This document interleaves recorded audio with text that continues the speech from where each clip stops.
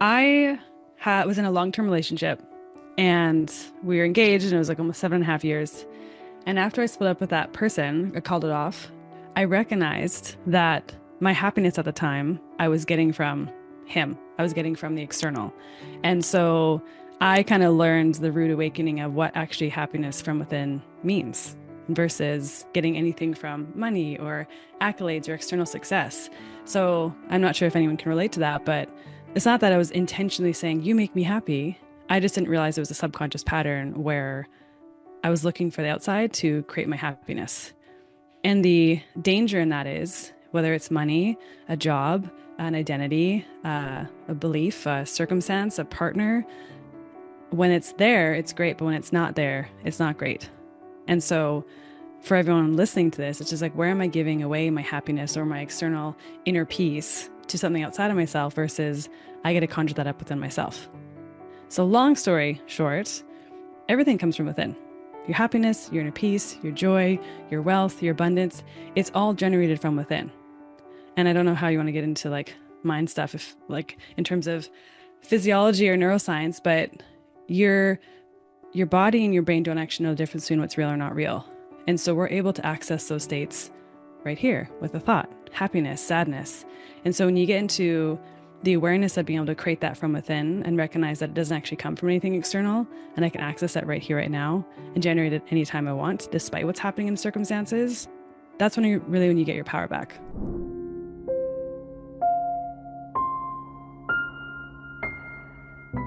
Hello, beautiful souls. Welcome to another epic episode here of Happiness from Within. I am beyond excited beyond the stars and universe. We have such another incredible guest today, Danya Douglass Hunt. This beautiful soul is sitting right in front of me. So, just to briefly tell you a little bit about her, she is a Ooh. freaking rock star. She is a former Olympic athlete therapist, okay? Turned into speaker, okay? She's also a podcaster and she basically went to mindset expert for 6 and 8 figure earners, for conscious visionaries, leaders, and entrepreneurs. She blends various techniques and concepts such as spirituality, universal laws, neuroscience, and subconscious programming, quantum physics, and high performance to help you get out of your way. If you are ready to unlock, unleash, and optimize your life, then this episode is for you. Damn, Hello, Janet, what Daniel. a How are good you intro. today? What a great intro. I just feel so much better already about myself. This is so fun. I'm so honored to be here. Thank you for having me. I'm really excited to get into conversations, whatever that's going to be. I'm such an open book about everything. So, yeah, I'm excited to be here to answer any questions, cause any shifts. I always laugh at the intro because I'm like, how many more things can you add to that, Danya? It's just like, what do we do? We just help people. We help people with cool ways. Absolutely. So, what does happiness from within mean to you? That's a great concept. You know what's actually coming to mind to share? I'm going to go off the book here and just go, there's no book even, but I was in a long-term relationship and we were engaged and it was like almost 7.5 years. And after I split up with that person, I called it off. I recognized that my happiness at the time I was getting from him. I was getting from the external.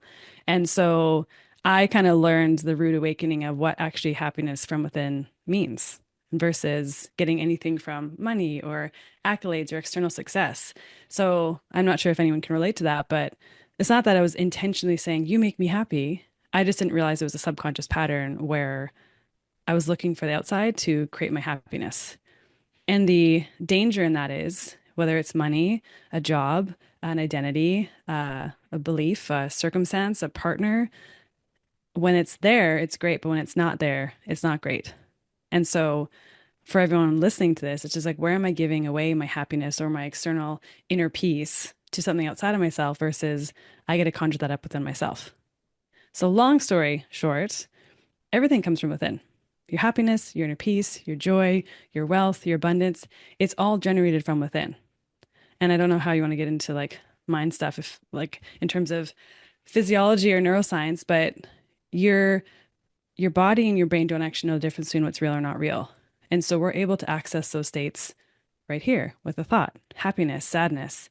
And so when you get into the awareness of being able to create that from within and recognize that it doesn't actually come from anything external and I can access that right here, right now and generate it anytime I want, despite what's happening in the circumstances, that's when you really when you get your power back. So that's my long-winded answer. It comes Whew. from within. You create it within. I love it. I love it. That's epic. I love this question because after interviewing over 100 entrepreneurs, there's no right or wrong Amazing. answer. Thank Yeah. you. It's just everybody has a beautiful answer, so thank you for sharing that. I'm a long-winded answer if you hadn't noticed by now. Oh You're no, this is tuning in, perfect. Danny's a talker. No, But no, I this is think to please. create some concrete examples of like I had no idea that was a pattern running for me where I was looking for my job or money or a partner to make me happy. And I know when I was in that place, it's very like roller coaster up and down. So I had to learn the hard way, not realizing it, but kind of just a slap in the face of, well, wait a second, where does happiness come from?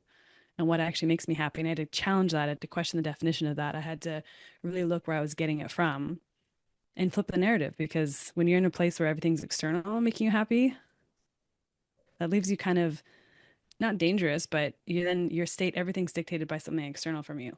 And all of that starts from within first. So hopefully that dating example help with someone. Someone hopefully is not in that same example, but they can resonate with it. Yeah, absolutely. Um, I feel that, a lot of people that listen to my podcast are, a lot of women, but there's also Mm-hmm. amazing men that listen to the podcast. I think at some point in Mm-hmm. life we all get there, and that actually flows into the next question that I have for you is that Beautiful. when you were growing up or, through, your teenagers, I'm just wondering like what was like your mindset shift? Like, did you ever play any sports? I was curious to ask, like, where did Mm. this mindset shift happen for you? Because I just want to say before you answer the question, like, just for you guys listening, I met Dania through there was a Facebook event that we had with Deidre, and as soon as Danya got on stage, it was just her light, her aura. I mean, honestly, you guys, I mean, you can just see now, like, there's just something very special It's a about top lighting. This glow is fake. It's her. a top light. I'm No, just but your joking. vibration, right? And we're Yeah, going to no, talk I about that appreciate too. that. Yeah. I was just like very drawn to you, and you guys will Mm. feel that too. And somebody that gets to her success, you guys, you have to understand, like, I know that I can't even imagine the highs and lows that you've been through. I mean, and to work Mm. at such a level with, six, seven, eight-figure earners, I mean, that takes a lot of freaking courage, and especially being a woman in today's age. And so that's why Mm. I'm so curious, and I just feel somebody listening to this, where did this start for you? Where did it start? Oh my gosh, where should we begin? Anything you want to share? Yeah, it's a great question. And I think I just was, yes, I was an athlete growing up, and I fell into school because I wasn't questioning things. It's not that I didn't want to do it, but I just kind of was going with the flow and going with the paradigm of like, go to school, get a degree, get a job, bing, bong, boom. And so when I was an athlete, I was like, wait a second, I can do a job and work with athletes. Like, I can be in the gym all day. I can, have fun in this team dynamic. And so it was a natural progression for me to fall into sport. And don't get me wrong, I loved it. I loved it until there was a point where I was just like questioning everything and recognizing that I wasn't actually carving my own path. I was just kind of following the rules, what I knew, what I learned growing up, which served me very well. Like obviously I work with money frequency and stuff, so it's like beliefs like work very hard for money. I had multiple jobs. I paid for everything. I sacrificed like I just went to the nth degree to learn some pretty hard lessons of like burnout and going to the hospital and just all these things that were really just redirecting me to my path of alignment, which is the work I get to do now and entrepreneurs. I always joke though, because the work I do now is the same. It's just I'm working with a different type of athlete. They're still playing a game. It's just one's not physical anymore, even though I do coach some athletes. It's more so entrepreneurs playing a game of business, but to deal with the stress and the fears and the pressure and the setbacks and that's all the same stuff. You're just whether it's in rugby or whether it's on a business meeting, it's the same characteristics and dynamics. So I feels like I'm doing very similar work, however, just with different types of athletes. So I think for me, where it first started was just me questioning everything. Like when I was in sport, I loved the athletes. I loved what I did, but I also had this kind of pull to like there's something missing. I feel like I'm settling. Something just felt out of alignment. And I allowed myself to have the questions come up. The scary thing is when you have the questions come up and you actually listen to the answers, you're like, oh no, because I built my whole life, my whole reputation. I spent tens of thousands of dollars, tens of thousands of hours doing board exams and getting this degree to work with these athletes. And then there was a whisper saying, go over here, like do something that I couldn't even name at the time. I had no idea what coaching was or the depths of neuroscience and the depths of spirituality that I would really dive into. But I think the biggest thing on that journey was just questioning everything I was doing. Why did I want what I want? Why am I here? Do I really want to do this for the next 30 years? Was I happy? And there's that juxtaposition of happiness is like, well, it's not from the external, and I could change my state at any point in time.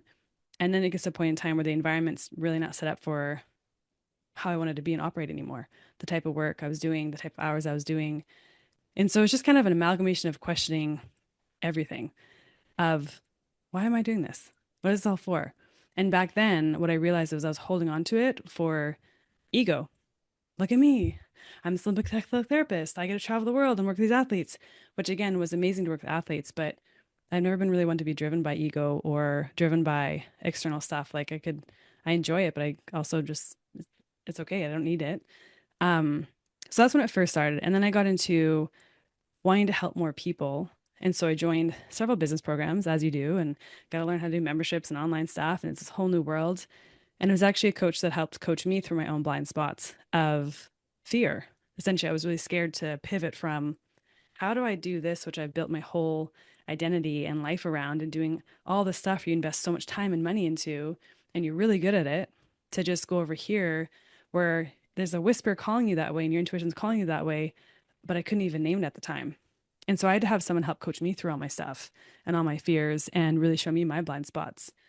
And I'm so glad I did because I wouldn't be where I am right now. I wouldn't be working with the people I'm working with. I wouldn't be helping the people I'm with. I wouldn't be living the lifestyle I'm with. But there was definitely a lot of scary moments in that time, a lot of starting over, a lot of not knowing what the heck I was doing, a lot of ebbs and flows with money. Like, where is it coming from? I don't know.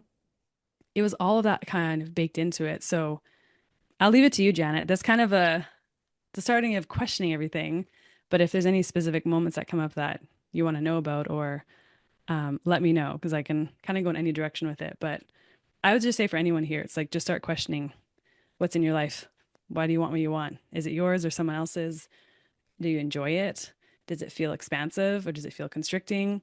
As you begin questioning, you get to actually recognize if I am settling or if I am living in fear, I'm living in scarcity versus true alignment that feels expansive and pulls you forward and is exciting. So that's where I would start, is just questioning everything. I think that's amazing. Definitely asking ourselves high quality questions, right? Because when Mm-hmm. we start to question things, it's Yep. gets that other part of the mind getting out of fear, Mm-hmm. of, of what is possible. Love to for you to share what was one of the pivotal points for you. I'm sure there was a very many, but Definitely a just anything few. you'd like Yeah. to share, like you're just like I'm gonna do this, and you just did it anyway, even if there was fear, right? Yeah, and I think in the let's because I've had well several pivots in life. Actually, all the main pivots you have in life, your career, romantic partnerships, where you're supposed to get married and then you call that off and everything completely restarts over in life and everyone thinks you're crazy and gets mad at you, but you're like doesn't feel aligned anymore. Living locations and even how I'm living right now, a lot of people question. They're like the classic societal stuff of like, shouldn't you be settling down and, getting married and having kids and having a house? And here I am traveling very nomadically. If you ask me where I am tomorrow, I can't tell you, but that works for me. So I had to get fiercely self aware of what was my desires and wants and what was my beliefs and paradigms versus someone else's. And it's challenging because when you're in those pivots or you're following your intuition or following where you want to go and your heart's calling you to go, and you're not quite in conviction of like, yeah, this is what I believe and where I want. And you have people challenge that or question that. Like in the beginning of coaching, having people being like, who are you? You look like this young little kid, and what are you doing coaching entrepreneurs? And at the time, I was like, oh my gosh, like I would just took it so personally. And I'm like, you're right. I look so young and no one's going to take me seriously. I'm a woman and all these dumb stuff that comes up that feels very real. However, you see it as opportunities to heal and shift. And so I feel like I've experienced a lot, especially when I was in Olympic sport. You're in a very male dominated space. You And I wasn't someone who like walked around and peacocked and look at me. And I was just there to help athletes and work with them. But it brings out a different side of you, or you're in an environment where it's a bit more alpha or a bit more peacocky or a bit more like people are coming for your job. And it's just this like really interesting dynamic to stay true to who you are despite what's happening around you. So in terms of, man, pivotal moments, several. Um, but the career pivot, I would say what really helped me through that was just supporting myself with people who could see me better than I could see myself at the time. So for me, that was James Wedmore. He's one of the coaches I also could help support in his next level container. He really helped me uncover all the stuff that was holding me back by telling me though, by allowing me to get asked questions that evoked the answers for me, the truth that was already there, but I couldn't see because I wasn't asking the right questions.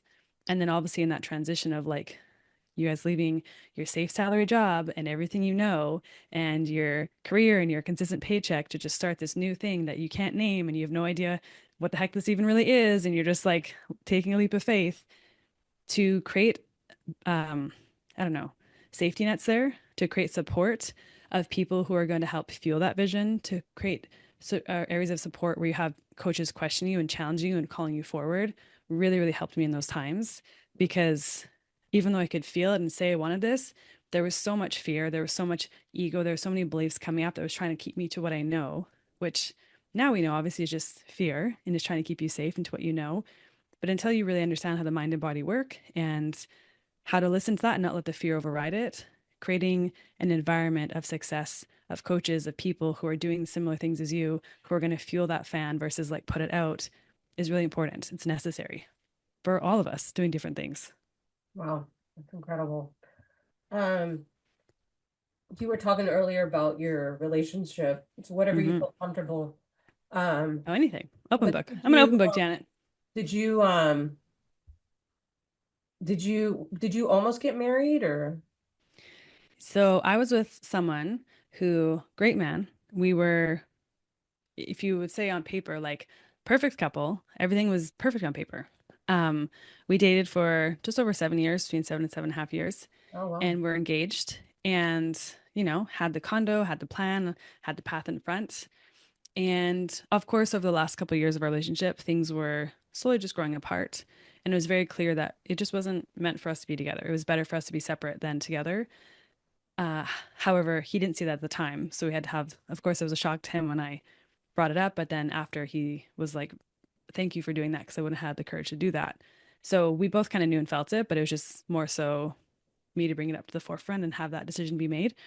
But he's happy now. He's with someone, has a kid, and it's worked out better for both of us. But yeah, in those moments where you're like, again, same thing with career, you can see the path. Everything's good on paper. It feels very safe. And you have to just follow this whisper of like, this isn't it. It's a small whisper of like, there's something more aligned for you, better for both you and him.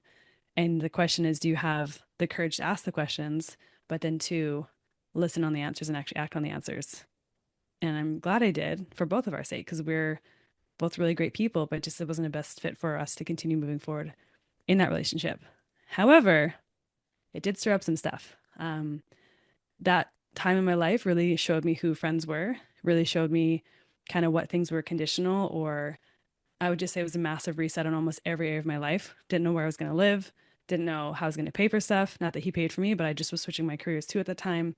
Didn't know like anything. So essentially, it was like a 180-degree shift into, again, the unknown, where you're like, oh, I don't know this. However, this doesn't feel aligned anymore. So what can I do to tap into the inner strength of knowing where my intuition is guiding me? And I remember posting about this online actually. And it was so funny because back then too, I was kind of not questioning it. It was a very grounded, I know this is best for both of us. But when I shared about kind of a lesson from that story, one guy's like, well, looks like you've got commitment issues. And I was like, okay, you can, that's a perspective for you. When in actuality, not that there needs to be any defending of that truth of that, it was just not a good fit for us anymore moving forward. And I had to honor that despite what everyone was saying to me. Even the family dynamics changed. There's a lot of anger, a lot of like, what do you mean? Because you're quite integrated into people's lives. So now they see it, but not everyone can always see the hindsight of it until, time passes on. So yeah, it was a big reset in my life for sure. It was almost 5 years ago now, actually. 5 years ago in March. which is wild. Time flies.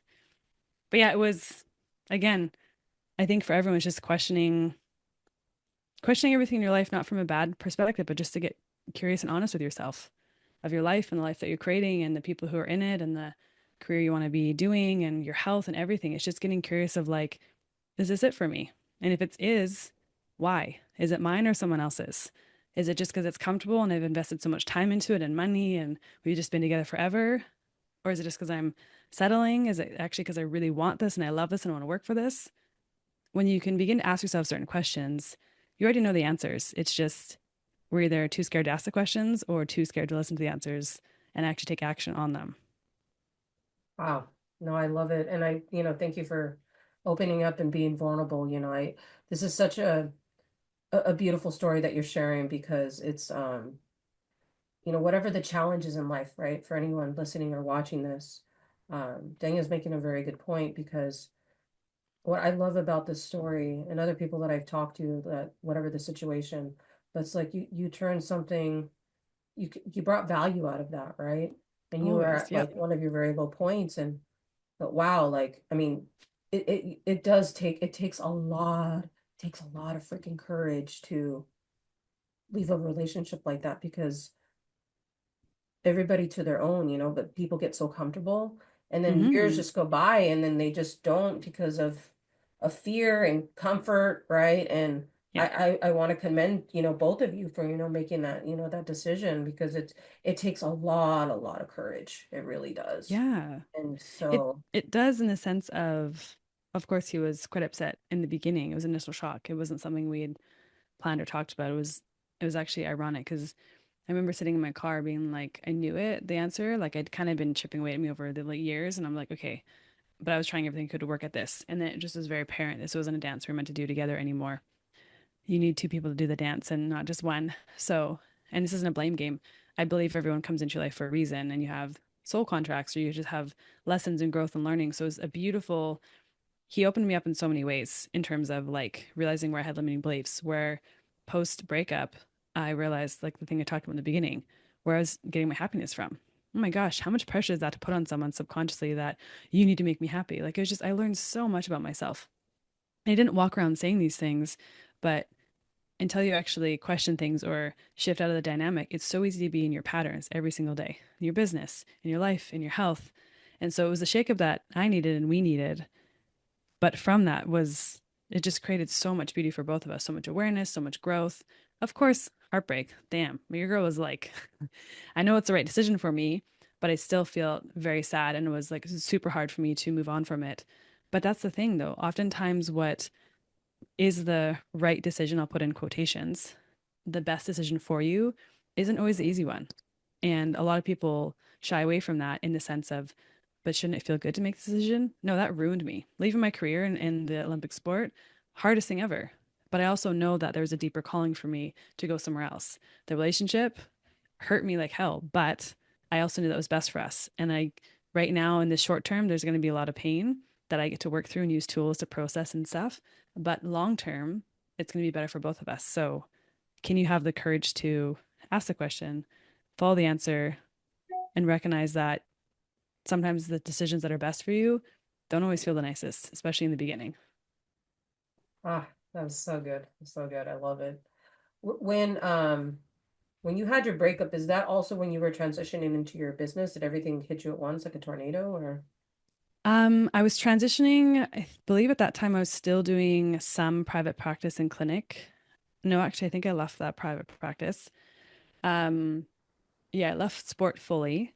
I was at the time still doing strength and conditioning and rehab online. So I changed transition from doing stuff in person to online, and I was spending, oh my gosh, doing all the things you're not supposed to do, spending so many hours, like thousands of hours, learning how to like film videos and learn how to film like white floating backgrounds for like fitness videos and build out these apps and stuff. I did everything. I was the classic like do everything. And okay, cool. I remember like shared in one email recently. I sold my car to be able to attend a live event because I'm like, I'm this committed. Like I'm just gonna follow everything. You tell me what to do, I'm gonna do it. But I was doing everything that wasn't in alignment with where I was actually meant to be going. So I would spend so much time filming videos and learning and doing all the launches and doing the strategy, but it's not what you do, it's how you do it. And you can be spending so much time building something, but looking back now, I'm so thankful that didn't take off how it could have because I wouldn't have found or it would have taken longer to find what I do now. And I love what I do now. But I'm also open to it changing. Like if a couple years down the road it changes or it morphs, I'm okay with that too. It's evolving and being okay with the evolvement of it, not being so attached to something because you spent so much time and money and energy into it that now I can't give it up. Yeah, but then I'm limiting myself. So it was a bit of both. I was transitioning into more coaching, like coaching I do now, subconscious reprogramming and nervous system regulation and all that fun stuff. But I was still kind of building out or ending the fitness health side of things. But yeah, it was like a 180 smack clearing out to create space for what was meant to come in. It was a Wow. lot. It was a fun reset button, let's say that. Oh, that's But I great. learned a lot about myself in that process. It was so necessary for where I was going. So yeah, That's incredible. How long have you been doing your everything you're doing right now in your business? primarily focusing with entrepreneurs, I'd say the last 4.5 years, tutoring on five. And then really honing into the money frequency stuff, which I don't laugh at, but I always say it's funny because I'm helping people return back to themselves, like remembering who they are without all the stuff, the beliefs, the paradigms, the limitations, the filters, the fears, the past, all that stuff. We're just clearing it so that you really get into line with who you are.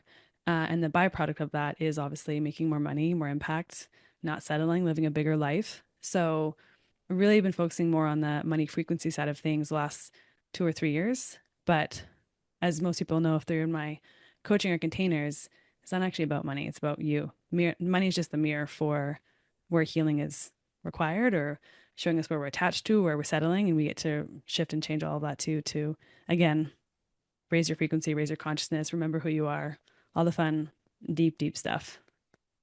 It's beautiful transition because that was going to be my next question. It's Nice. What about is it? money vibration. And Oh, so, my favorite topic.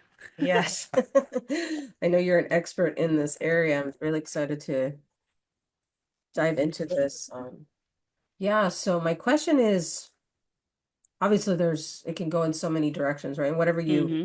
feel open to sharing, right? Where do you feel, but okay, so we all want to manifest money. I mean, somebody's We gonna, want money. We want money. Yeah. I laugh because people are like, don't want to say that. What's wrong with wanting money? There's nothing wrong with wanting money. I don't want to sound vain. I don't want to sound greedy. Yes, let's uncover the awkwardness around money or why we don't want to talk about money or like, because the energy that's attached to money is so potent. However, money's just neutral. And it's so fun to recognize like, where's the conditioning? Where's the beliefs? Where's the fears? What am I worried about? And we can go in so many different ways. So you tell me where you want to go. But yeah, we want more money on this podcast. Let's make more money. If your listeners are listening, do you feel awkward saying that? Do you feel like wrong to say I want more money? Just a pulse check for yourself. I think the fun thing to always start with is your awareness of money right now. Like, how do you feel about it? Is money awkward? Do I feel bad or guilty admitting that I want more? Maybe you're successful and you're like, I want more success, but there's like guilt or shame in that frequency of yours.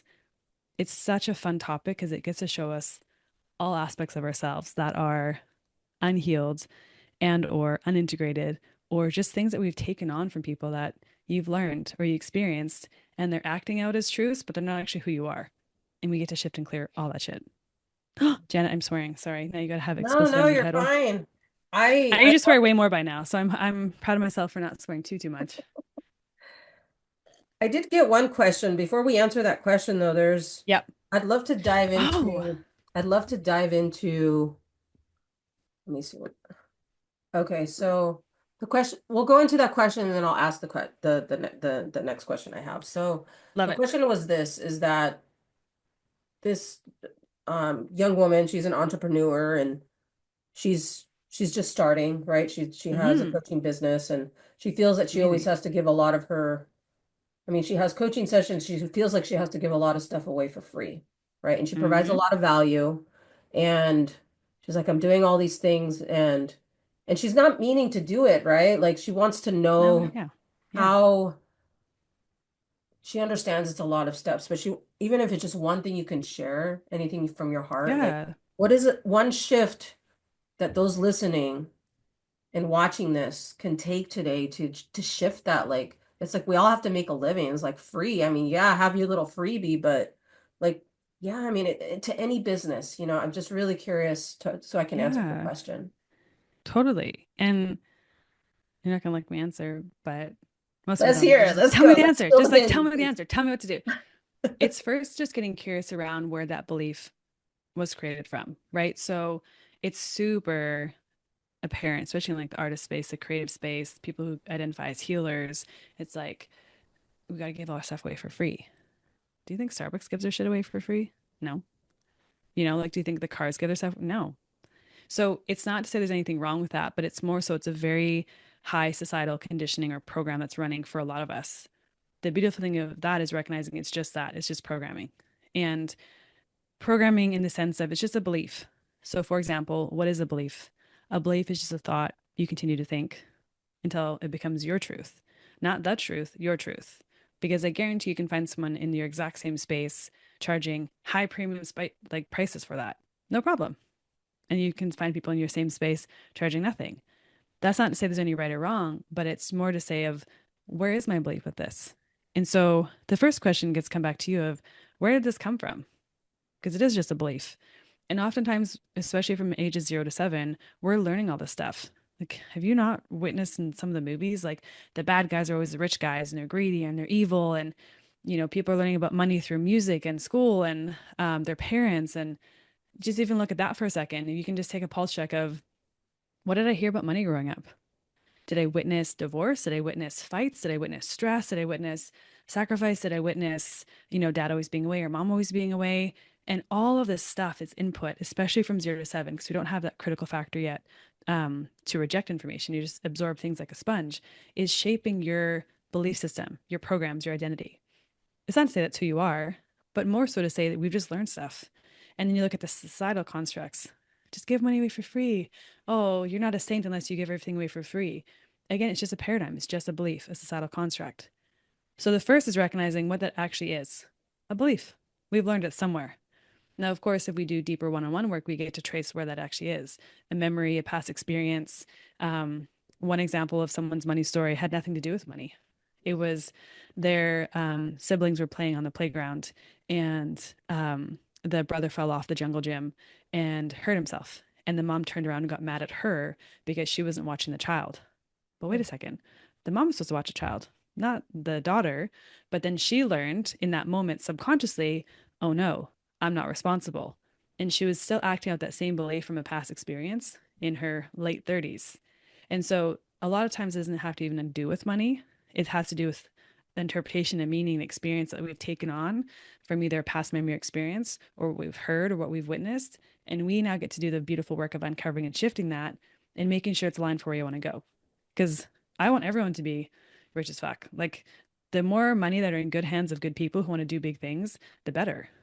Mother Teresa was a champion at getting fundraising, right? She was able to understand to get people on board of her vision. She was on paper not wealthy, but she was super wealthy in how she would get investors. And you could argue and say, well, she's just giving away all for free. No, she created so much change because of how much investors she had or how many people she had on board to help create the donations to create the impact and change. In this world, in this 3D paradigm, you need money to create change. Whether that's your own money or getting someone else to invest, doesn't matter how, but you need tangible money, numbers on a computer to buy this cup, to buy this shirt. You don't get those things from hugs and kisses. So, what I love is, especially the healers who are like here to do the deep work and to shift and create change. I want to see you super wealthy, but not from a sacrifice of your own values, not from just giving stuff away for free. So, to answer your question, you first get a question like, huh, what would happen if I did charge for my services? What am I worried about? Where is there a fear there?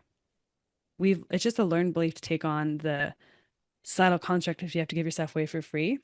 I think it's great to offer things in terms of a freebie or a podcast or your social media. Like there's ways to create value so people can understand who you are and get to know you. But for your hard-earned services or your expertise, start questioning like, what makes me feel uncomfortable charging for this? What makes me feel wrong about charging for this? Where did that even come from? And can I begin to shift the belief and see it for one, what it is first? a belief. So it's not just like it's not you, it's outside of you, right? It's nothing to do with you, but something like a program we've learned. But then two, okay, can I find evidence for the opposite of it? Someone in my space, are they charging for the prices? Okay, cool. Well, then they obviously must not have this belief because they're charging. You can find evidence for other people in your industry or personal evidence for yourself of when that belief essentially isn't true or wasn't true. And it begins to create the domino effect, pulling the thread of helping you again become aware of it, conscious of it, and you can begin shifting it just by the awareness alone. And or if you're recognizing there's a repeated pattern or a repeated result in your life, and no matter how much conscious journaling and affirmations you do, that's your clue to go deeper to actually uncover what the root of it is. Long answer, but you know, you know what I mean. I would say start with there. Start with the awareness piece first. Ah, that was so good.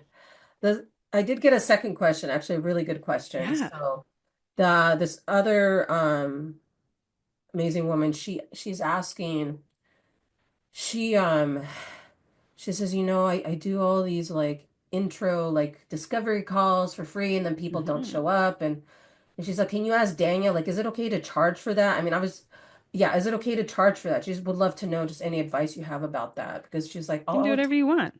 yeah. You can do whatever you want.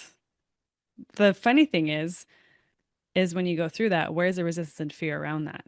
Because again, I can find people who charge for their discovery calls. It's like, here's a $500 deposit. If you don't show up, I keep it. If you do, either give it back and or that's your session. If that number already is like 500, what do you mean? Okay, $50, $100. So the answer is yes, but then again, get curious around what's causing me to doubt that or have fear around that, or where's the resistance in that? Of course you can. You can do whatever you want. What's going to stop you is the fear, the resistance coming up saying, no, that's bad. You can't do that. How dare you? Oh my God, you're so greedy.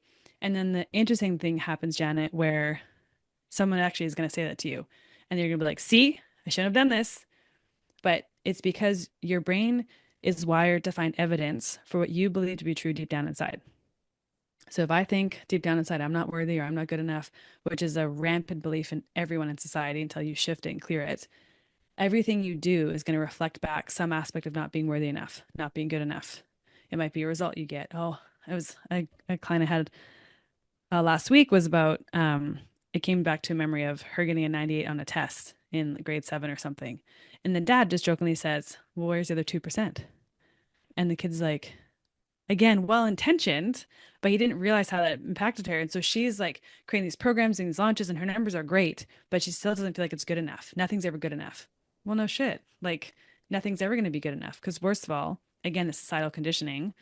It's programmed into, for lack of, I don't know, better words, it's well intentioned, but that root of belief for many people, and we're talking people from all different levels, all different accolades, success, zeros in their bank account, um, it's conditioned into us to believe that we're not worthy or not good enough. Not because you're not a good person, but more so if you think back in the day when, if you're a parent, you can understand this. I have massive compassion.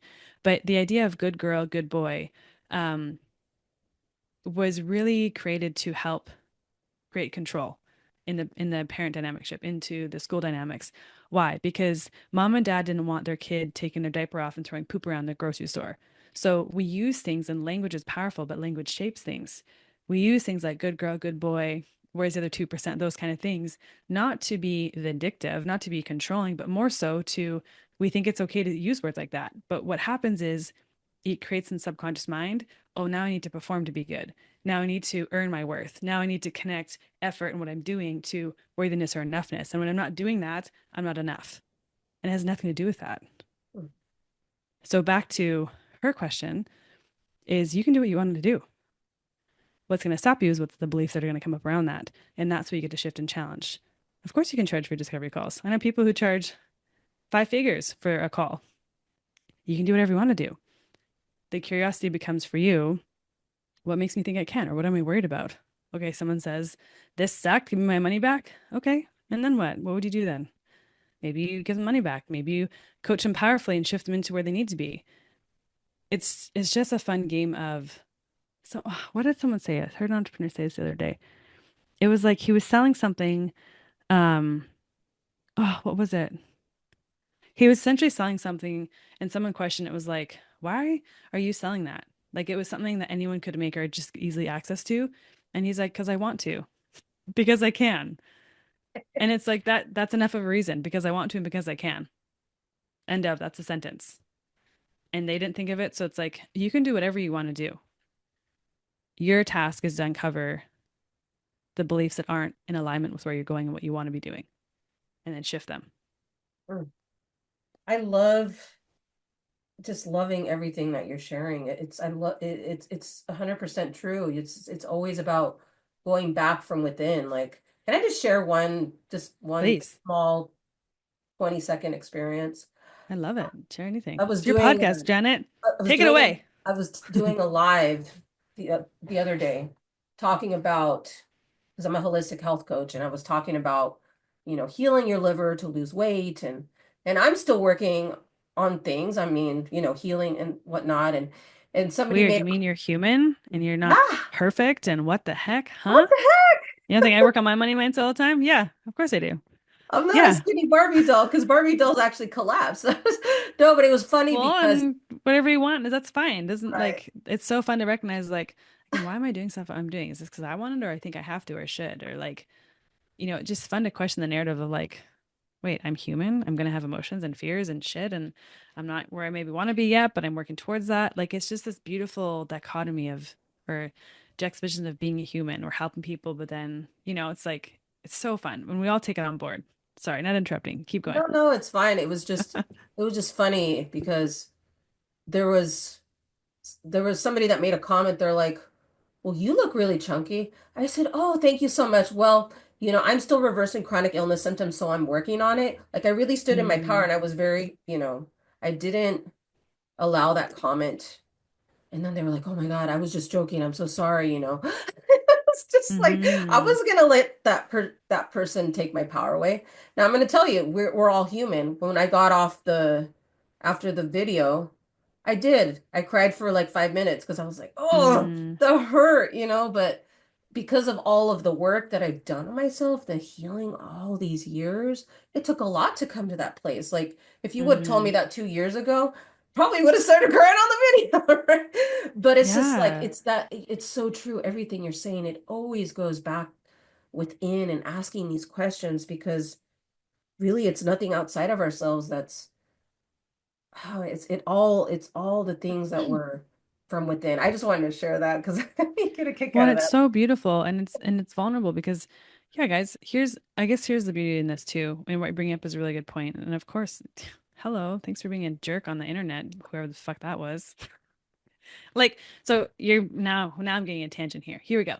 So when people speak, we often forget that we're actually learning about them and not ourselves. If you really can understand that and get that, and it can be hard because it can be like it can be your parent or your loved one saying something, and it can, of course, they know how to say things that cut you and get really deep into you. But you only are learning about yourself when it activates something within you. Because if it activates something within ourselves, that means that there's either a deep subconscious belief that there's truth to that, or I believe that there's truth to that. It doesn't mean it's true. But what it's doing is showing you a mirror for what's still active within me that's allowing that to even like bother me. Because let's take it out from perspective of when you think of someone who's doing the healing work, self-aware, who's happy, who's successful, however they define it, who's really at peace with who they are as a person. Do those people tend to leave comments on the internet and try and tear someone down and point out like, oh, look at this person and who's this? No. People who are happy and fulfilled and working on themselves don't do that. And so, in a moment, it can split the narrative of actually recognizing, damn, like, what must be going on in that person's life for them to yell at that person in the grocery store or like flip the bird in the car as they're driving by or leave a mean, angry comment. And you recognize that it's coming from a very hurt place, a very place that maybe they're not aware of that they're being triggered by, and your light is triggering them because maybe they want to do that and they're seeing you do it, and so it's like they can't consciously maybe articulate that, but now they're like attack because they feel threatened, right? And so as especially as entrepreneurs are scaling and growing and being in front of more people, you recognize that everything that activates within you, you're just learning about where there's a belief that's not aligned with who the truth of who you are. That's it, plain and simple. And it's nothing bad at all. It's beautiful, actually. But if you can, as people go through and scale their businesses, recognize when someone actually comes at you and yells at you or leaves a mean comment, see it for what it is, not for what we're making it mean. And then if it activates us, here's a classic example. Janet, obviously people can see that you don't have blue hair. But if I was like, Janet, your blue hair is so ugly. Like you look so dumb. You're teaching holistic coaching, you have blue hair. Like you don't get activated because one, for you, it's not true. But two, there's not even belief that there's true. But if I was to be like, who the fuck do you think you are, Janet? You're coaching people. You don't like, you're not, who are you? And I'm challenging you and questioning you. And anything triggers something inside of me. I want everyone to see that as like um, a the oil icon or the gas icon on your car dashboard. It's giving you an indicator to say, hey, there's something here that you now get to go uncover, clear, and heal. And thank goodness the gas comes up on your car dashboard because if you don't put gas in, you might be on the highway at nighttime and run out of gas. So the activations, the triggers, we might call them, anytime, whether it's something external, like looking at your bank account or seeing your sales not be as high, or someone saying a comment, or whatever thing, anything external that can cause a response within us, that's your indication to say, hey, this is like check engine light on my car. Let me go explore this and be curious about this. It's showing you where there's a dissonance in between the truth of who you actually are, between what we've learned to be, or the masks we're wearing, or the beliefs or identity or programs that we've learned or taken on, that we now get to go heal and clear. Does that make sense? Oh, absolutely. Love Oh it. man. People are, it's that saying, hurt people, and healed people also healed people. And a lot of people are operating right now in the world very unhealed and in fear. Mhm. And it shows up as attacks. But just see it for what it is. It's like a cry for help, or man, that person must not be very happy or fulfilled, or damn, to be able to take the energy to like be a keyboard warrior and be like, oh my God, it's like, what is going on in your life to suck so much that you have to do that to make yourself feel better? You get to flip it and see it as compassion. You don't have to like it. You can put some boundaries up and say, okay, no, thank you.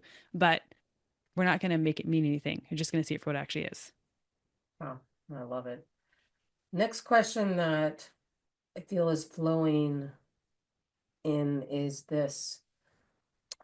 You probably get this question all the time. What is the difference between, so right now, somebody that's watching, listening to this, right? They Mm. want to manifest X amount of money, right? What's the difference between Money. manifesting something fast and slow? Mm. Yeah, I'm really curious to answer that question. Anything you'd love to share? You're opening up a really good can of worms here. Here's why. When you can actually recognize that time, we're going to go here, time doesn't exist. Time's a man-made construct.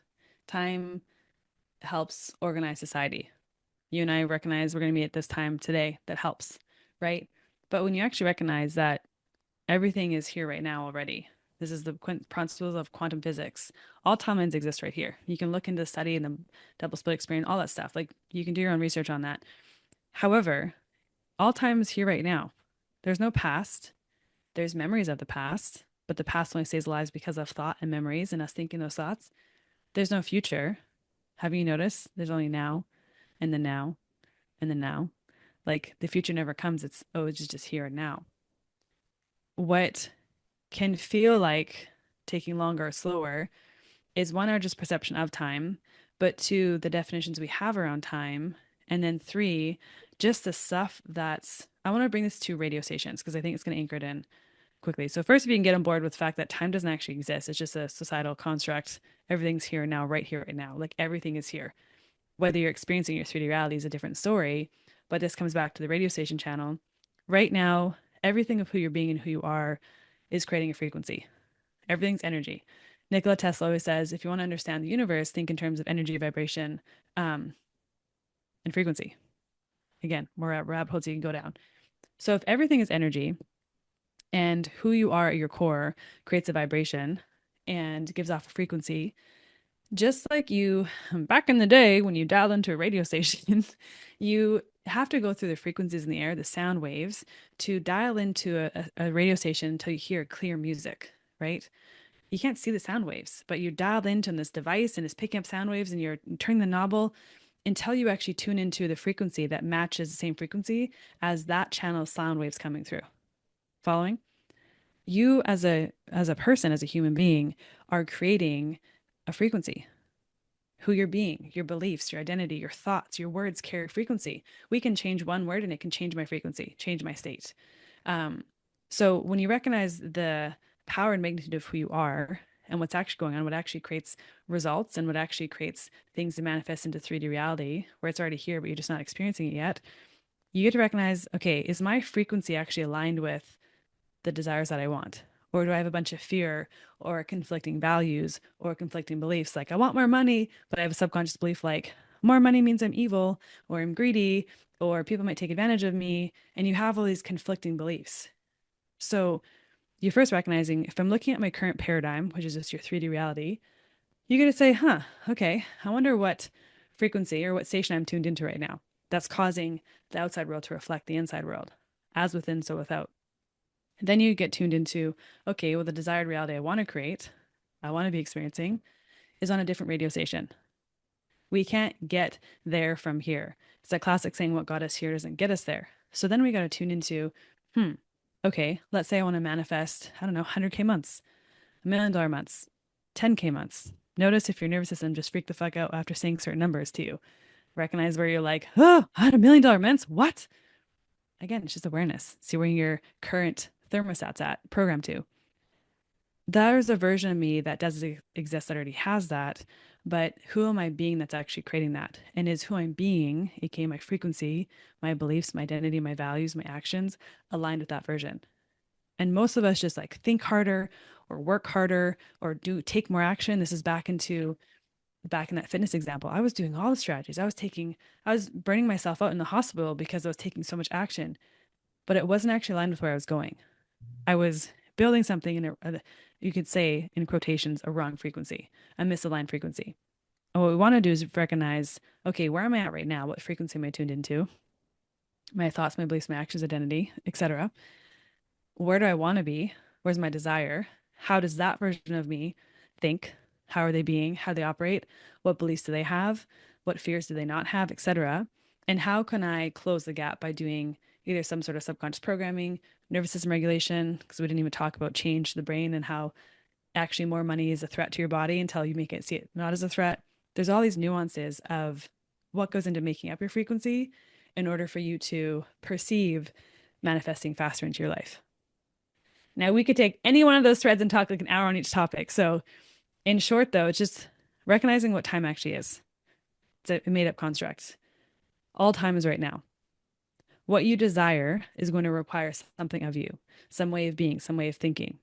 If there's any sort of belief conflicts or value conflicts, like I want more money, but there's fear around it of what I might be seen like or not enough, etc., you have to clear and shift that because that's creating the current paradigm you're experiencing. And to shift into a new radio station to listen to different type of music, you got to shift the frequency. Where do you want to go from there? I know I'm looking at the time. I'm like, Yeah, we really didn't talk good about so many topic. things. However, I'm hoping that's giving enough for people to chew on. And of course, there's resources we can share that are going to help deepen those concepts. But that's really the crux of it. No, I love it. You've shared so many gems. I just have one last question for you. How do you Hmm. want to be remembered when you take your last breath? Mm. Well, it's so fun, actually. How do I want to be remembered? What a fun concept to think about too, actually. It's like after 100 years, what will be remembered? And the idea is usually nothing. I What actually comes to mind to share is like look at Queen Elizabeth. She ruled and lived to 100. And when's the last time we all thought of her? Not to be doom and gloom, but so many of us are living in fear, living in hesitation, settling, not doing things we want to do because of fear, because of perception, because of limitations. And in 100 years, no one's going to remember anything. So for those that do remember me, who live past me or live, a couple generations past me, I just want to be remembered as being a beacon of light for just love, like just absolutely love and light for not only for other people, but more so just a reflection of that's who they are too. It's just love and light and tuning back into that frequency. But the concept of memory is like, yeah, when's the last time we thought of the queen? A lot of us haven't, but she reigned and was this like powerhouse. And so where in my life right now am I settling and living in fear, judgment, or not doing things I want to be doing because of fear of judgment or I don't know. things I'm scared of, perceived perceptions, and how can I become more limitless, tap more into love, tap more into flow, and really truly live a life that's on fire in every aspects where I'm not settling in any regard. Those are questions I want listeners to think about because we all know where we're settling. We all know where we're kind of like holding back, or especially if we're creating content, we're not saying the thing we actually want to be saying, but needs to be said. It's how can I break free of those limitations and return back to who I truly am, which is love, the frequency of love, baby. No, I love it. You know, the moment that you said beautiful light, did you see that it was some sort of beautiful insect or something that went whoosh? Oh, came by? Yeah. I did not see that, but I'll look on it after. You said I want to be remembered as beautiful light, and there was like it looked like a butterfly, or I don't know what it was, but Oh, it was just such beautiful. I didn't beautiful see it. timing. I was just like, wow, I literally got chills. So, Well, for then we those, can talk about all the fun, weird, kooky stuff that people would say is like past lives and reincarnation and like, oh my God, so much stuff because there's so many fun things you can go down and avenues, but we won't open up those rabbit holes right now. no, absolutely. So your links are going to be below, but where can people find you? Yeah. So everything's my name. My website's Danya Douglas Hunt, Danya. My Instagram's Danya Douglas Hunt. I have a podcast where I go deep onto all these topics and answer all your questions called Play Bigger Podcast with Danya. Um, Instagram's usually where I'll be most active, or you can email me if you have questions at hi@danyadouglashunt.com. But yeah, there's lots of freebies, resources, ways we can dive deeper. I know we just touched the iceberg with some of these things, but it was super fun to be on here and have the conversation with you, Janet. So thanks for having me. And if you guys do have any questions or there's something confusing or you're like, huh, said something that like maybe triggered something within you, let's talk about it. It's fun to when you're questioning your paradigms, it would be weird for your body and brain to not freak out a little bit and get a bit upset. So, any questions, bring them to Instagram or email. Absolutely. What's the name of your podcast? Play bigger with Danya Douglas Hunt. Okay. Well, we'll put the link for that below. Well, we want to Mm, thank you. I want to thank you so much for being a guest here on Happiness from Within. It's been such an honor. Thank you for sharing your beautiful light and love and soul. It's been truly an thank you. honor. And yeah, in the future we'll set up a time to maybe come to you and we'll do it in person. How about that? Love that. It'd be so fun. Jen, it depends where I'm going to be, girl. I don't know where I am. Right now I'm in That's all right. Laguna. Last month I was in Spain. I don't know. I mean, it's very intentional, but good luck knowing ahead of me where I'm going to be. I don't even know where I'm going to be Oh, yet, but I love it. I would love love to. Let's do something in person. Thank you so much for having me. Thank you for tuning in and listening if you're listening to all the way to the end. Kudos to you. And yeah, just thank you for sharing your platform with everyone. What you're doing is truly changing lives, and to be able to bring other people on to experience your energy and your community as well is a privilege too. So thanks for having me. Absolutely. I wish you a beautiful night. Okay. I'll talk to you soon. Take care. Thanks. Bye. Bye.